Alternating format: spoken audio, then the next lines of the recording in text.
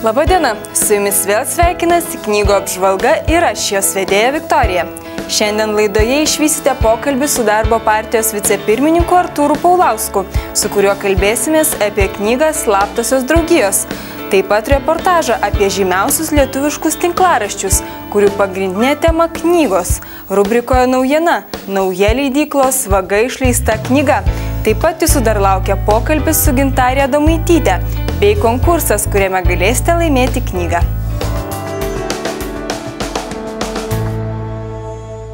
Taigi šiandien rubrikoje naujiena – leidyklos Vaga išleista nauja Ignacy Karpovič knyga Gestai, o ją pristatys šios leidyklos atstovė. Šį kartą norėčiau pristatyti Ignacy Karpovič romaną Gestai. Tai yra Lenkų šiuolaikinio jau neblogai žinomo romanisto naujas romanas. Iš lenkų kalbos išvertė patyręs vertėjas Kazys Uscila. Ir tai yra iš tikrųjų negrinasis romanas, kaip mes įpratę tradicinius romanus skaityti. Tai yra toks galbūt daugiau tarpžanrinis romanas. Jisai parašytas dienoraštiniu stiliumi ir tai mane bent jau skaitant labai įkvėpė iš tikrųjų, nes kalbant apie temas, kurios paliečiama šiame romane, susvetimėjimas su savimi pačiu netgi, su šeima, artimaisiais. Ir šiuo atveju pagrindinis veikėjas Gžegošas yra visiškai atitolęs nuo savo motinos. Žodžiu, tos temos tarsi reikalauja kažkokio kitokio rašymo, kažkokio intimesnio, nuoširdesnio. Ir būtent šis romanas parašytas kaip dienoraštis, iš tikrųjų labai jautriai parašytas, labai įkvėpė ir sujaudina ir paliečia. Studijos Slaptosios draugijos – mitai, valdžia ir tikrovė autorius Klausas Riudigeris Majus. Lietuvių skaitytojams geriausiai žinomas kaip knygos Vatikanas autorius. Pasaulyje Majus vertinamas kaip rašytojas, žurnalistas, Michailo Gorbačiovo ir popiežiaus Benedikto XVI biografas. Slaptųjų draugijų nariai, norėdami paveikti istorinių įvykių eigą, dažnai įsipainiodavo į sąmokslus ir skandalus, o knygos asmenvardžių rodyklėje aptiksite tokių šiuolaikinių garsių visuomenės veikėjų kaip Silvio Berlusconi ar Džordžas Bušas pavardės. Kas yra Opus Dei, slaptoji draugija, sekta ar paprasčiausias krikščionių ordinas? Kas yra Al-Qaida, slaptoji draugija ar islamo teroristinė organizacija?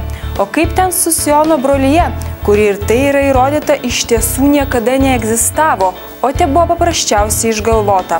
Tokie klausimai keliami šioje istorinėje studijoje.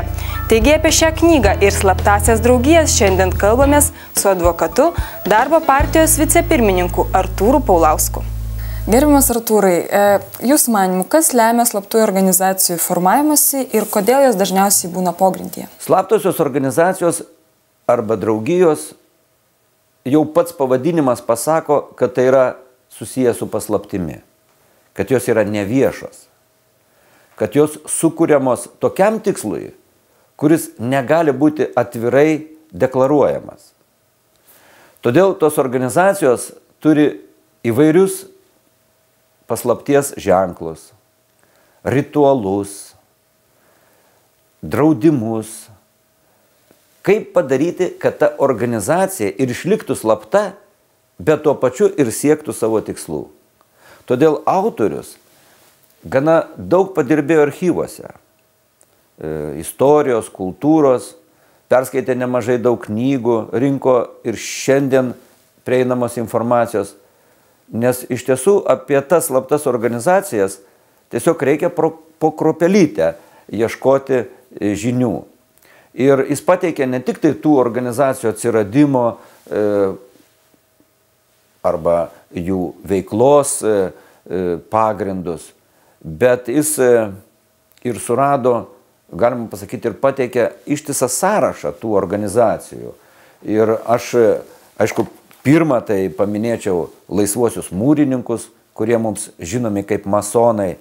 Tačiau labai įdomiai aprašoma Karbonarų veikla, Rozenkraucerių, Auksinio ir Rožinio kryžiaus brolyje, Iliuminatai, Draugija Germanika, Tramplieriai, Mafija, Triada, Ložė, propaganda, duė, opus dei ir įvairios ezoterinės draugijos. Ar Lietuvoje veikia, o gal ir dabar veikia tokios draugijos? Žinot, autorius apie Lietuvą nieko nerašo.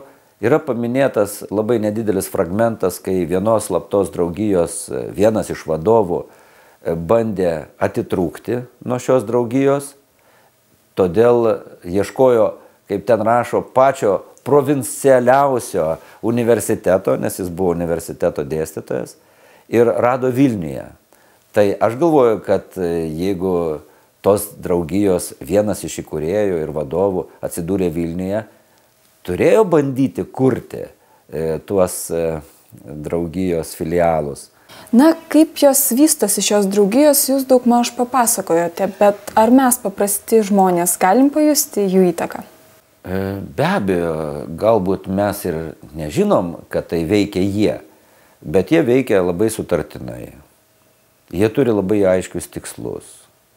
Jie turi, kaip sakiau, vertybinį pagrindą savo organizacijos. Todėl jie daro įtaką.